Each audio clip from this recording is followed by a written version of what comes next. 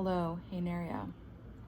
Today, I'm gonna be teaching you how to knit. Hell yeah. These are extremely long and thick knitting needles. Don't know why I have these, but I've just always used them and it's what's familiar to me. So I'm gonna talk and also teach you how to knit, and it'll be a good time. I'm just gonna yeah, do that. So Natalie left me home alone, so I'm home alone, and I had an espresso shot and cold brew. So I'm feeling a little off the rails, off the walls, but it's a good time. So what you're gonna do is you're gonna take the end and kind of give yourself like this much. By the way, what I'm making are these little patches. I'll show you. I made 5 of them. She cute. Also, I taught Natalie how to knit last night, and she made,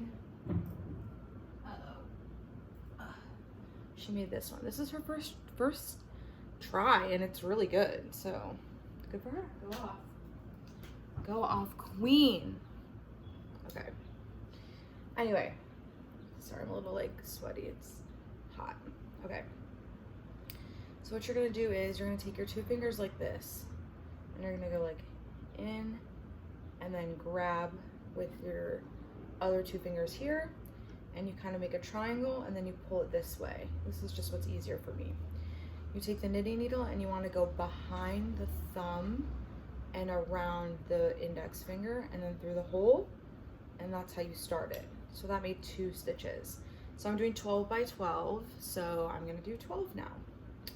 You just keep going like this. There's 3, there's 4, and so on and so forth. Okay.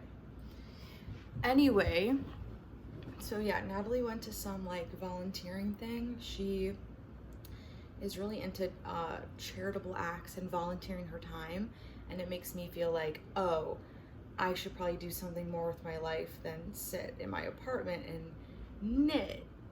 But maybe not. It is a skill that I have acquired, which is cool. I guess it's somewhat productive. We're making a blanket also out of the patches.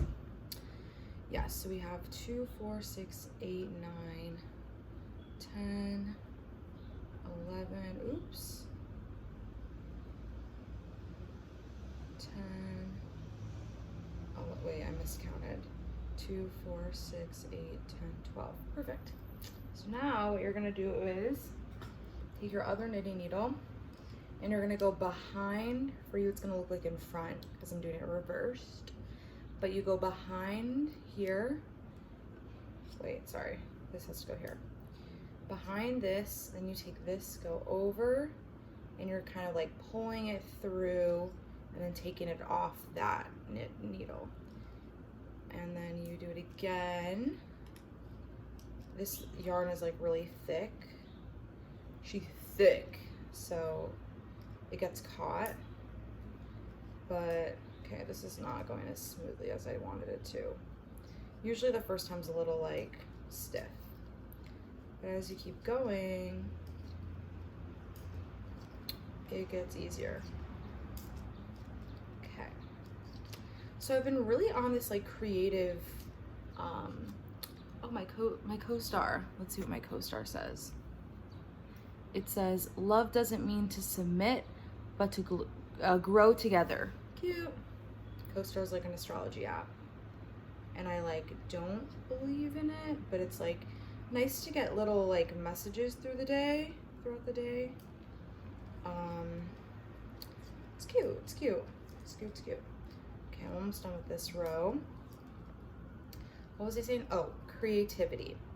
That's gonna be the theme of this talk. So I told you before that I had like a creative block in Israel, and then that's when I started like filming and stuff. And I haven't really like filmed other than work because it's kind of like my job to like film and edit. I made a promotional video for the pyramid, which I think I told you about. And that was really cool because I made the whole video like from from scratch. Literally all the footage was mine that I took. All the editing was me. And it turned out really good. And it literally brought them to tears. Like, oh, I just realized you can't see. It brought them to tears every time they watched the video, which was like, okay, I think I did a good job. But anyway, we like to praise ourselves when we do a good job, right? And also, especially with like art, I'm sure you have this as an artiste. I'm sure you feel like, oh, like it's not good enough, like I can always do better, or like when do you stop a project?